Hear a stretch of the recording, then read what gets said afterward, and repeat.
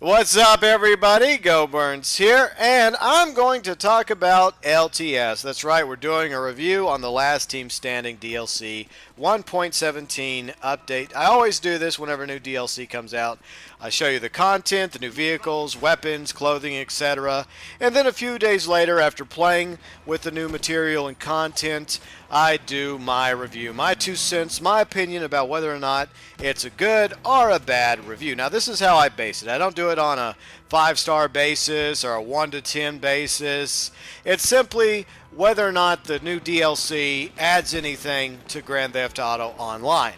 Now, last month we got Flight School, and Flight School had some good stuff in it, but overall, I thought it was probably one of the worst DLCs that we got. Just being honest, it just didn't really add a lot of real content that people could enjoy for weeks and months to come, unlike previous installments. We got several aerial vehicles, but a lot of the gamers don't like to fly and aren't going to spend millions of dollars on those planes and on the helicopter. And of course, we did get a classic vehicle, a classic sports car. And I bought the topless version, but most people didn't really care about that either. And that was pretty much it. There was only like, one flight suit, which was really expensive, $50,000, a flight cap. That was all we got when it came to clothing. And of course, the flight school itself, that was okay. But once again, if you're not into flying, then you're not going to get much out of that DLC. Now, let's talk about Last Team Standing. Before we get into the review, a lot of people are curious about why Rockstar chose to drop LTS on a Thursday as opposed to a Tuesday. That's a very good question. Rockstar hasn't come out and said anything. But I think that Rockstar had intended for LTS to come out sometime in September. Why do I think this? Because I'm still hoping that we're going to get a limited time Halloween DLC sometime this month for the October DLC. The other reason is because I believe Rockstar was trying to make all the fixes necessary to combat the hacking, the modding, and the glitching that's been plaguing the public lobbies for far too long now. So I think that's the reason why LTS got delayed several weeks, or a week or so, and by the time they were ready to patch everything up, it was already past September, so they went ahead and decided to drop it on October 2nd as soon as possible in order to get everything fixed in the public lobby and, of course, get us that LTS DLC with a few weeks to spare before they drop the next DLC on us, which, like I said, hopefully will be Halloween with a lot of costumes, masks, horror-themed cars, and melee weapons. That would be sweet. If we do get a Halloween-themed DLC, cross your fingers, I believe we'll get it in about 2 weeks, similar to the time span between Hipster and Independence. So, looks like on the calendar that's going to be October 14th. Hopefully. Alright, let's get into the review now. 3 minutes into the video. I'm sorry for the delays.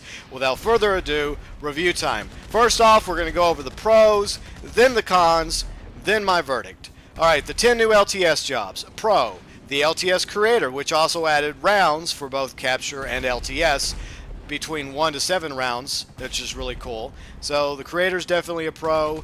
The new clothing options, the tack gear, the gloves, the bulletproof helmets, the masks, all pros.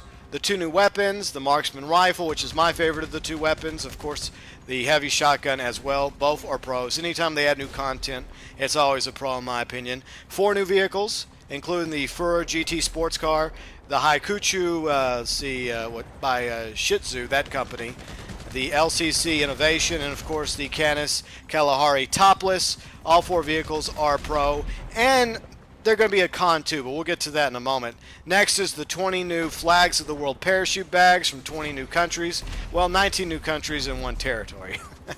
And of course, there were some other additions as well, along with a mile-long list of fixes and patches for 1.17. There's now a claim all option at Morris Mutual in case you've wrecked or had several of your vehicles destroyed. And now on the mini-map, this is really cool. You can tell which players have helicopters, planes, and jets by icons. Last update added tanks, so you could tell who has a tank.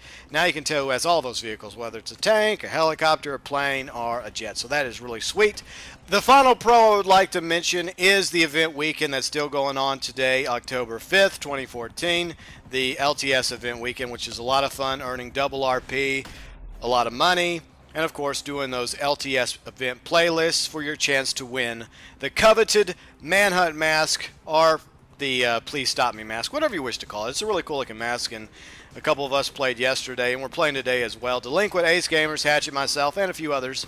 Lots of fun. I always enjoy playing with you guys. And so that's all the pros there for LTS. Now, there are a few cons, not many, so we'll get those over with.